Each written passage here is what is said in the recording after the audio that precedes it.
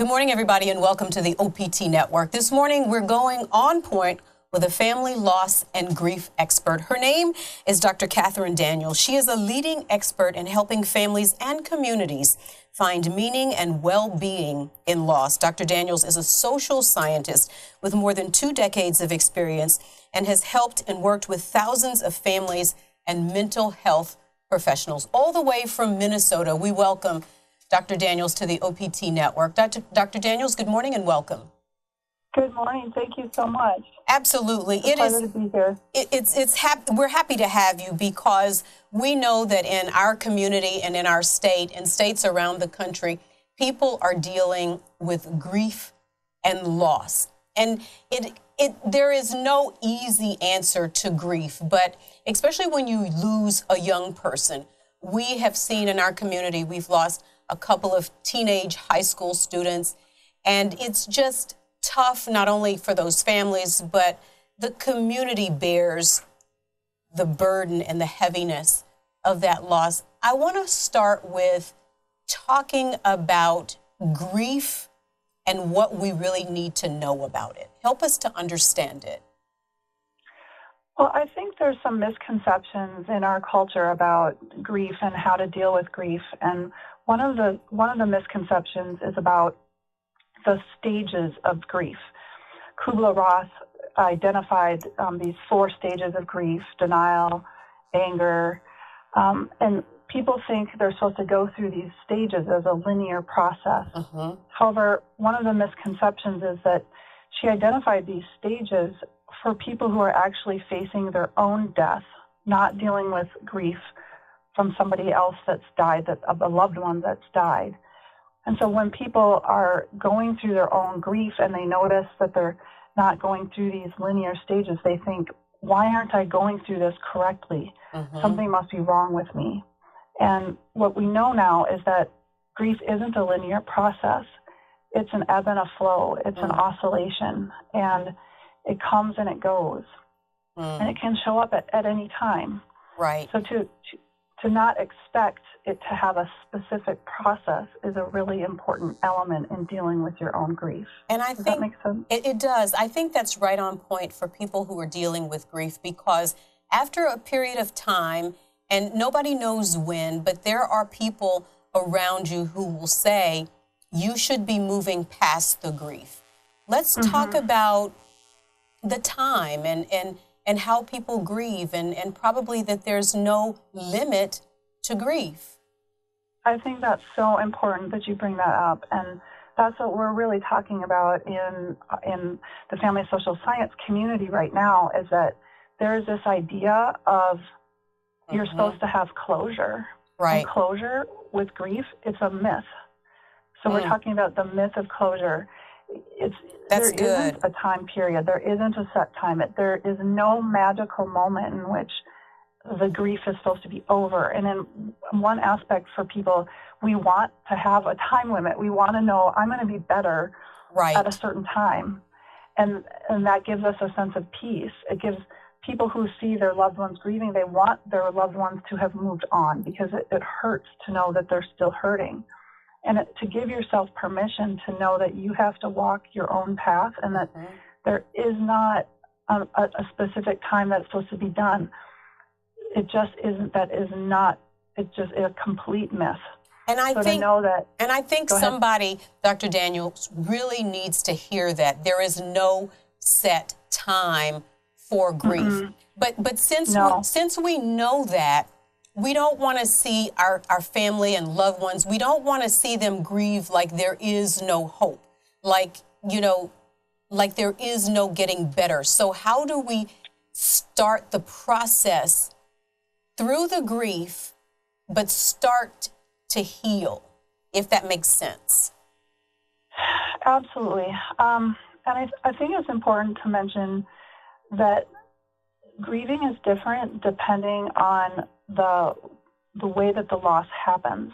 So it's important to expect that if the death is normative, a normative death is when somebody dies, grandma or grandpa, they're 89 years old and they pass away in their sleep. That's a normative death. But when death is non-normative, it's unexpected, it's sudden, it's somebody who's really young. Right. The grieving process is going to be much more complicated because it's unexpected. It takes a person's emotional energy and being, a lot of different energy to deal with that type of loss. Right. So that's just one thing to recognize for sure. Sure. So I want to camp out right there, Dr. Daniels, for a moment, because we know in our community and really communities around the country that a lot of young people, or not a lot, but young people have died. And we have had some high school students in our area die. I want you to speak directly to the hole, and I use that word lightly, the hole that is in those mothers and in those parents' hearts for the loss, the unexpected loss that you're talking about, the accidents that happened that claimed their lives, and all of the questions that these parents will have. Why my child? Why did this have to happen? All of the blame and the anger and everything that goes along with that process. Yeah, it's the most difficult thing a person can face in life. Something I think every parent is afraid of happening to them. And the guilt that comes along with recognizing, parents believe that their sole duty in life is to protect their child. And when something like that happens, it erodes this sense of, I didn't provide what I was supposed to as a parent. It's unimaginable. Mm-hmm. The whole, it is so difficult. And then most parents, when they go through something like this, I've interviewed lots of families who have gone through this, and there's the, what if I'd only done this different that day, or if we'd only left 5 minutes earlier, or if only this had happened. So it's very normal for a person's mind to go back over all those details, and it's tormenting. Mm-hmm. And so how do you help those families get through each detail that they'll go through? The blaming themselves, if I wouldn't have let them go, or if I had just insisted that they didn't go to the party, or that they didn't go to the lake, or, all of the recrimination that one has about the loss. How do you help, when is it time to start talking to those families about just the process? Well, the process, I think, it's important to recognize that it's going to be different with everybody, because Sure. Everybody has their own ways of healing, and every family is different. So the death is going to be different depending on the particular family. Mm-hmm. But it's so important to give yourself time and outlets for grieving, and also addressing being mindful and intentional about your own self-care, and also finding others who have gone through the experience is really, really crucial. Mm-hmm. So one organization is called Compassionate Friends, and they're a group that really offers support to parents who've lost a child. So to connect with others who have shared in that experience is one of the most powerful and healing experiences for those families. I can't stress that enough. Sure. Does that make sense? Absolutely. And we're going to take a break, but when we come back, I want to talk about that anger that may well up, and also the idea of you and your partner using a holistic approach to help families to heal, and even, if this is possible, to find meaning in their loss. We're going to take a break here, but when we come back, we're going to try to unpack this thing that none of us are exempt from, and that is grief. Stay on point. We're back right after this. Welcome back, everybody, to the OPT Network. Our guest this morning is Dr. Kathrine Daniels, and she is an expert in the country with family loss and grief.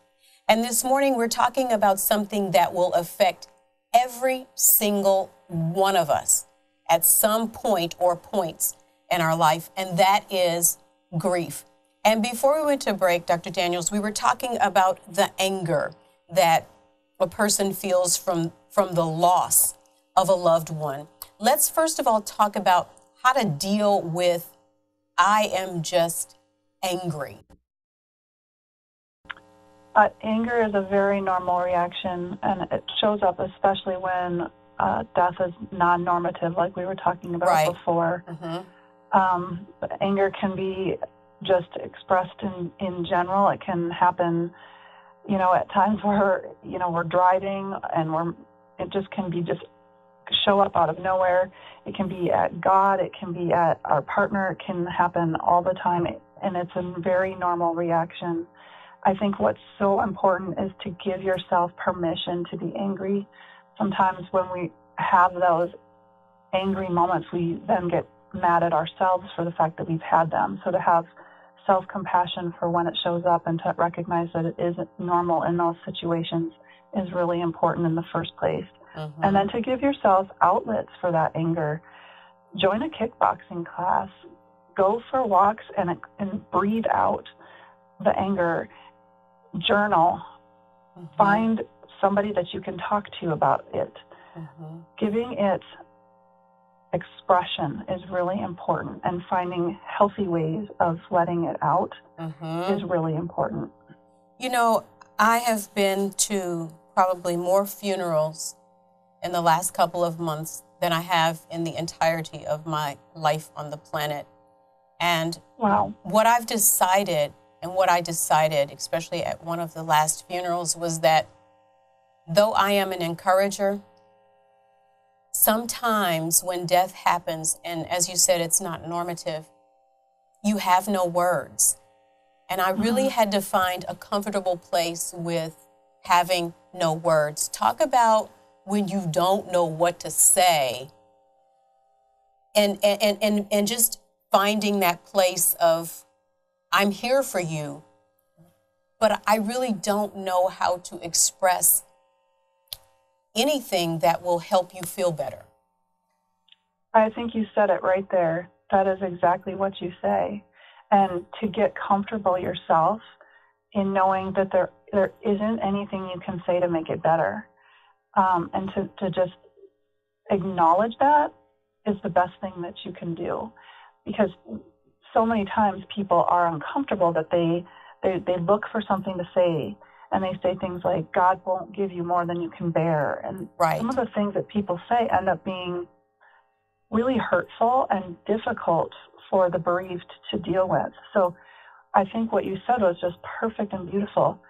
I know there's no words that I can give right now to make this better, but my heart is here with you. Absolutely. And I think that for so many of us, especially when it's a young person that dies, and the community feels the weight, even though the hole in our hearts is not the whole of the mother's heart or the parent's heart. It's still this sense of it could have been any of our children. And so we're there to grieve with them, but how do we help? How do we help without making things worse, if you will? I think that as I've talked about grief being really unique to the person, I think one of the things that you can really do is try to find out individually with which person it is, asking them, how are you doing in this process? What can I do that could be helpful? It's something as simple as just checking in and saying, thinking about you. Yes. Oftentimes a person has to go through their own process, and there's not necessarily anything you can do except just say, I'm here with you. Right. And whether that be just let's go for coffee, or just sending a message, or bringing over, some flowers. And I think, don't you think, Dr. Daniels, that most of us are looking for a 8-step healing process to grief? We're looking for the steps, and there really aren't necessarily any steps, are there? No, and there really isn't, and it's really a unique process to the person, and it's always unique because the relationship that you have with somebody, they're never identical. So the loss is going to be different with the different people that you lose in your life. So Right. even with the same person, it's hard to explain this, but even with the same person, the loss of a different person is going to be a different experience. Does that make I sense? totally get that. Like, so we could have lost the same person, a son or a mother, but the way and the situations are different. Mm-hmm. And so when people say to you, I know what you're going through, that's almost sort of a way of saying, I feel you, I understand. But sometimes those words can be hurtful as well, can't they? Absolutely. Because what happens in the person's mind is they think, you have no idea what I'm Right. going through. Right. Your mother wasn't this to you like my mother was to me. Right. Right. And so you and your partner talk about a holistic approach to grieving. And I know that there are no easy answers, but here's what we hope for people who are listening and watching, Dr. Daniels, is we hope that people won't get stuck in grief, where, especially a mother losing a child, where she is stuck and mired in grief and can't live, can't move beyond the death. How do you help those people? I think those situations are so difficult and they require professional help. There's a concept called complicated grief, and it's distinguishable beyond regular depression, where your grief actually becomes stuck. It's immobilized, and Wow. a person isn't able to function as they normally used to be able to function. And when you're in that kind of grief, you need to get specialized help for that with somebody who has professional training in dealing with it. Mm-hmm. Now, when is the best time? You know, say you've lost someone, but you're just, it's all you can do to even get up out of the bed and get yourself going. Mm-hmm. What do you say to people that is the time when you feel like you are struggling to get out of bed and just get through your day, when you have no energy, no will? Those are indications that it's really helpful to find somebody who's a professional who is trained in dealing with this. Mm-hmm. And right away. You know, and for a lot of people, one of the things that you talk about is finding hope in loss. And those really sounds almost paradoxical. How do you find hope in loss? I think that it's really important to honor our connection with the person who is gone, and to be able to find meaning following that loss is really the main work of dealing with grief. And finding meaning is going to be unique and different for each person. But it can be something as small as honoring them at a walk or a run. It can be planting something in their honor. It can be finding, for example, this mother that I worked with on a legal case. It was a wrongful death case, and her daughter was a avid softball player, and she died in a car accident. And she has created scholarships for other softball players in her daughter's honor. And that gives her meaning, because she knows that her daughter is providing something that's going to help somebody else in this world. Does that make sense? That makes a lot of sense. Let me get a break here, Dr. Daniels. When we come back, I want to talk about how we help teenagers through the grief process, those who really are not communicators in today's society. Stay on point. We're back right after this. Welcome back, everybody, to the OPT Network. This morning, We're talking about grief and the grieving process. And really what we're finding out is it's not really a whole lot of process to it. Is it, Dr. Daniel? Right. There's not a step-by-step guide to get through it. And so, since there's not a step-by-step guide to get through it, how do you know, and I know it's individual for everybody, but how do you know when is enough? Well, I think you have to give yourself permission to have whatever your process is going to be. So to have compassion for yourself and whatever that looks like is really important. But to be active about dealing with your grief is really important. And when I mean active, I mean making sure you find time to honor your experience, making sure you find outlets to deal with the experience, whether that be therapy, whether it be a healing group that you go to, whether it be just really good self-care and being mindful and checking in with yourself about, you know what, gosh, today is a really tough day. I need to take care of myself differently. So really being mindful and being able to articulate where you are in this process. Yes, and to give yourself permission to honor whatever it is that comes up on the hard days, and recognizing it's okay to also have easier days. It's an oscillating experience. So some days might be really difficult and other days might be okay. Sometimes on the okay days we think, gosh, I shouldn't be feeling okay today. Right. And so we don't give ourselves permission to just have a break from it. Right. How do we know? So how do we know when we've been there too long? Because I know that there are mothers. I had an aunt. She's gone home to be with the Lord now, but she would never let go of the grief. And this, of course, was her only son. But she never, literally never let go of the grief. How long is too long? That's a hard thing to answer. I think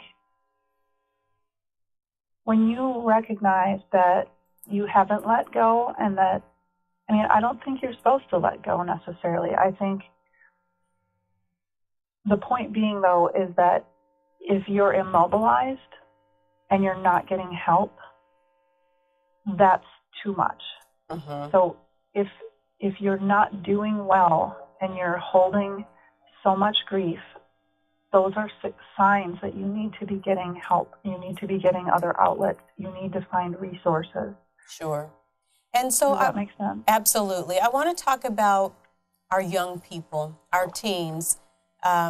We have experienced, as I said earlier, deaths of high school students, and there have been, as parents have gotten emails, grief counselors available for the young people. And so I asked my son when he came home after the news of the loss had come across, I said, how are you feeling? How did this make you feel? And what was it like at school today? Getting young people to open up and be expressive is really challenging in itself because they're not a generation that is very expressive. And so I wondered how we could begin to help them to deal with understanding the loss of someone so young, 16, 17, 18 years old.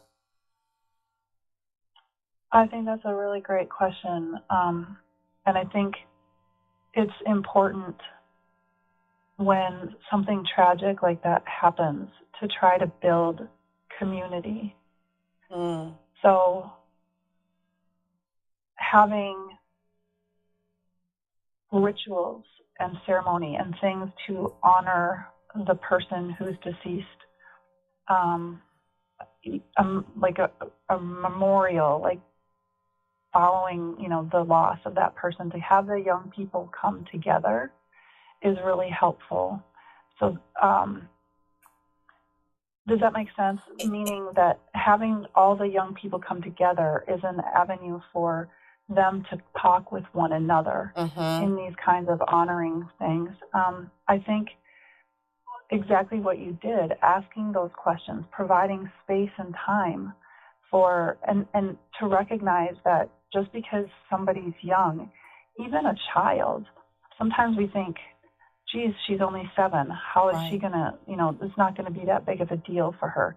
Children experience grief the same, even to a different degree than adults do, because they don't have the same developmental capacities as adults do to process their grief. They're still growing up. Right. And so it's important for us as adults to recognize that teens and children also are experiencing grief and loss, and that they don't necessarily know what to do with it, and they're still developing. Right. So to be able to have those conversations, opening space for just simple questions, tell me what this process is like for you. What's going on for you? Should we do something to remember your friend? Let's do something special. It's been 2 months. Honor the day that they passed away. Make space for it. Does that make sense? It does, and it sounds still terribly challenging. But as I sat at the funeral and looked at all of the young faces and all of the grief, I wondered, how we really, as leaders and parents and loved ones, help these young people to be more expressive. And my son said to me, it just feels terribly sad, but was not able to really go deeper with that. And I think that when a young person of the same age group dies, at that age, kids shouldn't really be thinking about their mortality, but I wonder if that's something, that has to happen. Is it an awakened moment for them? And I think these are all of the questions that maybe all parents and teachers and leaders have when it comes to young people and accidents and death. What I would say about this is that I think sometimes as adults and parents, we want to protect our young ones from grief. We want to make sure it doesn't happen for them. And like you said in the beginning, it's an unavoidable process. It's an unavoidable thing to experience grief. We all do, not just in death, but in many different ways in life, through divorce, through all other. That is a process of life, and we have to reshape our mentality about. It's not about protecting our young ones from that. It's really about being a hand to hold through it. And so the mindset is different. If we're trying to protect them, then we're just trying to make it go away. Right. If we're trying to hold their hand through it, then we're making space and time to just honor it. Absolutely. And to let it be there. So we have to build our own tolerance for the fact that our children need to learn how to deal with pain. Absolutely. Well, this is a conversation, Dr. Daniels, that I think will continue because there's always going to be grief of some sort.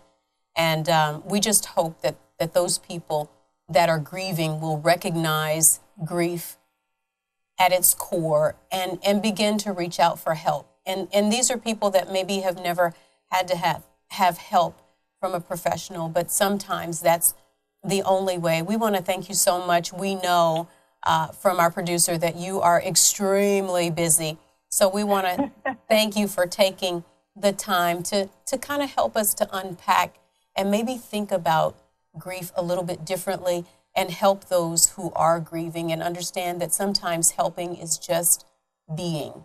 Thank you so much. Yes, you're so welcome. It was my pleasure. Indeed. Hey, everybody, stay on point. We're back right after this. Good morning, everybody, and welcome. I'm Carlette Christmas. And I'm Glenda Stock, and this is our final point today on Point. Glenda, with all of the grief and the sadness that has hit our community, you know, we have an amazing team that just really scoured the planet, if you will, to see if we could find a grief expert that could not help, but shed light on on the grieving process, because so many people are grieving right now. It's you can feel it, You you really know, can. and particularly as you have so eloquently pointed out, with young people, just dealing with grief at a stage that they really should not have to be learning and dealing with at this point. Right. And we've just been hit in our community with back to back to back circumstances that's knocking on the doors of homes of people who never dreamt that this would be something they'd need to be thinking about. And so I admire the efforts of the team in helping bring this message forward. It's not an easy topic ever to discuss, you know, at any age. And I think, frankly, because so often, honestly, and having been there myself to lose, you know, friends and to lose loved ones, but to lose my spouse, which was the most devastating thing on earth that I could have imagined happening to me. Not having children, certainly even more so. I promise you, everybody wants to console. Everyone wants to console. But how to do that and when to do it and in what manner is simply, it's so different based on the person who is grieving. And I can recall, and I think I've shared this with our listeners and our viewers before, I used to be very guilty, you know, in my business, both at Delta and at McDonald's. I was very connected to my employee base, always. And when there was a death in a family, I tried to be there. And I can remember those words of, God has reasons for everything. And I used those words. And I promise you, I have never used those words since David's death. Wow. Because the truth of those words, hearing them when you are the person that has lost someone, it just did not feel right. You know, how on earth could this be God's will? How on earth could it be God's will? And so I empathize so strongly with, frankly, that feeling of lost. You know, you just feel lost in really how to connect, how to console, how to help, how to make things feel better. Because honestly, at the end of the day, you can't make it feel better. It is a burning, aching, sick hole in your body that nobody can really, really feel. And that's why I do think the statement is so true, that we journey through it. You don't get over it, you don't get around it, you don't get under it. You got to go through. You just got to walk through that fire. And that's exactly, for me, what it was. Just every chapter, every day, every month, every year. And you know yourself, I mean, it's 5 years this past January 2nd. And, you know, I felt I had really made some kind of turned the corner. Leaps of recovery. And all of a sudden, a conversation came up, and you know, I'm right back to that yucky, empty, achy feeling. You know, and that is something that, until you've had that degree of loss in your life, you may not necessarily identify totally with what we're saying. But sometimes the saddest, frankly, thing of all are those people left behind. Yeah. That were so unprepared and, you know, unaware that this tragedy was going to knock on their door. Right. And I think the knock is what everybody is dealing with. And with all of the young people, we just wondered, are we talking about it enough? Are we helping them to excavate those sad feelings that hurt? See, my son's generation lives in an area of video games and social media, all this electronicness. Yeah. And then when something so real and so tangible happens, you know, are we talking to our kids enough about how to deal with sadness and loss forever for somebody that they walked alongside? And then for those families, those parents, as you said, you know, here comes death knocking at their door, so unexpected. Right. And we don't have the words to articulate the sadness and the hurt that we feel for those families. Right. And we don't even know how to tell them they should grieve. In fact, all of these cliches, even the biblical ones, I don't even want to let fall from my mouth because I don't think that people are ready to hear it. There's, you know, it's such a personal journey for everyone that therein lies the challenge sometimes in trying to help and trying to console. Right. And you know, I think my advice is let the person who is grieving be your guide. Let them be your guide. Mm-hmm. And if you're close enough to these people, you will know more readily when they are ready to talk, when they are ready to receive. Right. Because honestly, initially and early months and several months, it's just you and your loss, you know, and you're just struggling from day to day to get through it. And then sometimes we take for granted people's relationship with a higher power. Yeah, we call God, but then sometimes people can even be so angry at God. Why us? Until they can't really make that connection at that time. And so when we come to them like that, you know, it's like they're just not ready. They're not ready because they're already in that questioning and anger stage. Yeah. That, you know, how on earth and why on earth is this happening to me?